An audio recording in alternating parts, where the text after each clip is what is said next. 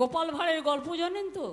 আমি ছোট্ট একটা গল্প বলি, এটা গোপাল ভাঁড়ের নয়, এটা ভানু বন্দ্যোপাধ্যায়ের একটা কমিক ছিল। দুটো পরিবার ট্রেনে যাচ্ছে, গল্প করতে করতে একদিকে চেয়ারে ওরা বসে আছে, আর একদিকে চেয়ারে। এবার একদিকের পরিবার তার বউকে বলছে, জানো তো আমি একটা বড় বাঘ মারছি। তো তার পরিবার মহিলা জিজ্ঞেস করছে তার স্ত্রী, কত বড় বাঘ মারছো? বলছে 20 হাত ল্যাজ।